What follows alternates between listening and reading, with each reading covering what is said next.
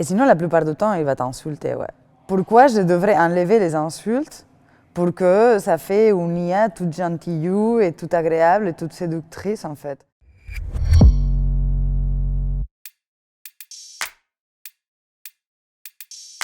Ici, on discute avec Don Juan de Molière. Tout le monde peut venir à visiter et interagir avec.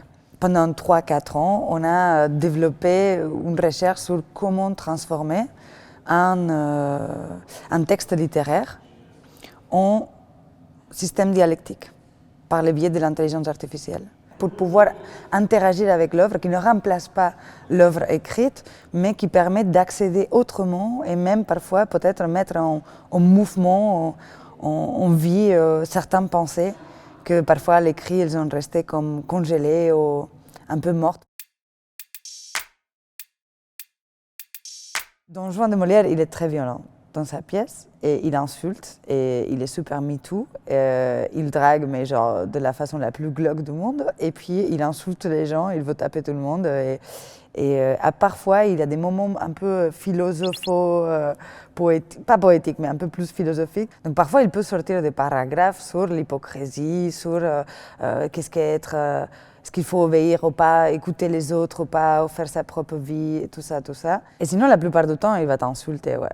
Pourquoi je devrais enlever les insultes pour que ça fait une IA toute gentille et toute agréable et toute séductrice, en fait. Ce qui était intéressant, c'est qu'une fois, j'ai fait tester donc, le dernier modèle à un collègue qui est chercheur en psychiatrie.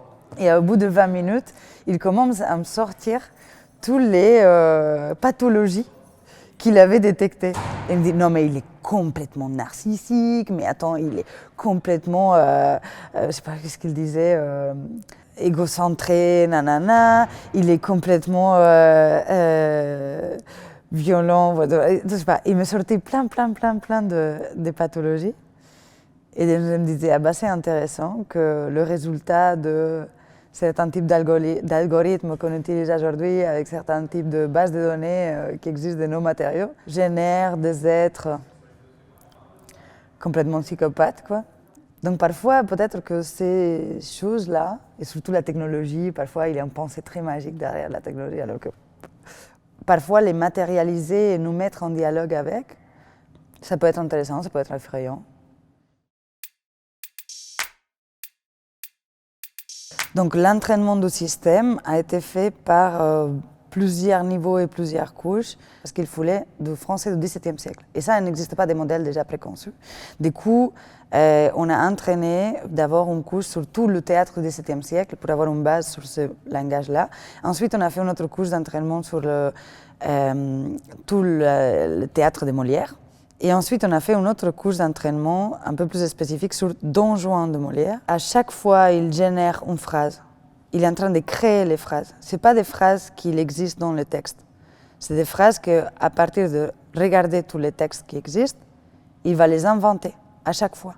Entre les humains, on s'est habitué à avoir des conversations vraiment, qu'on dirait, toutes faites déjà, comme s'il était déjà préécrites. Alors aujourd'hui, avec les bots, que même si ça part dans tous les sens et tout ça, et on dit « ah, c'est pas cohérent », j'ai l'impression qu'il y a plus d'inventivité ou de créativité dans la manière comme certains bots ouverts, ils vont générer des phrases que comme un humain va générer des phrases dans une conversation standard, quoi.